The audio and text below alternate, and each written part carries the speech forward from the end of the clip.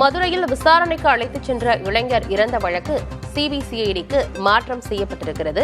அண்மை செய்தியை பார்த்து வருகிறோம். விவரங்களோடு செய்தியாளர் மணிகண்ட பிரபு இணைந்திருக்கிறார். என்ன விவரம் மணிகண்ட பிரபு?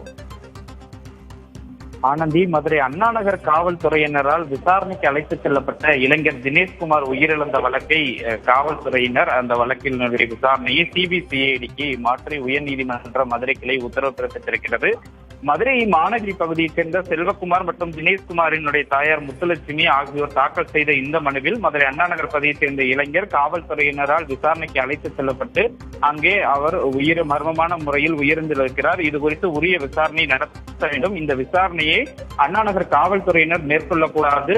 காவல்துறையின் உயரிய பிரிவான சிறப்பு பிரிவான சிபிசிஐடி விசாரிக்க வேண்டும் என கோரி இந்த வழக்கு தாக்கல் செய்யப்பட்டது. இந்த வழக்கு நீதிபதிகள் அனிதா சுமன் மற்றும் குமரேஷ் பாபு ஆகியோர் முன்பு விசாரணைக்கு வந்தது. அப்போது நீதிபதிகள் அண்ணாநகர் காவல் நிலையத்தில் சிசிடிவி கேமராக்கள் முறையாக செயல்படுகிறதா என கேள்வி எழுப்பினர். மேலும் இந்த காவல் நிலைய ஆய்வாளர் மீது ஏற்கனவே பல குற்றச்சாட்டுகள் உள்ள நிலையில் இந்த வழக்கை சம்பந்தப்பட்ட காவல் நிலையம் எவ்வாறு விசாரணை செய்யும், அதில் விசாரணை செய்தால் நீதி கிடைக்குமா என்றும் கேள்வி எழுப்பினர். இதனைத் தொடர்ந்து தினேஷ்குமார் உயிரிழந்த வழக்கு விசாரணையை சிபிசிஐடி புலனாய்வு விசாரணைக்கு மாற்றி உத்தரவிட்டதோடு இறந்து போன இளைஞர் தினேஷ்குமார் உடலை உச்சநீதிமன்ற உத்தரவின்படி உடனடியாக உடற்கூறாய்வு செய்யவும் சிசிடிவி காட்சிகளை பாதுகாக்கவும் தற்போது உத்தரவிட்டிருக்கின்றனர்.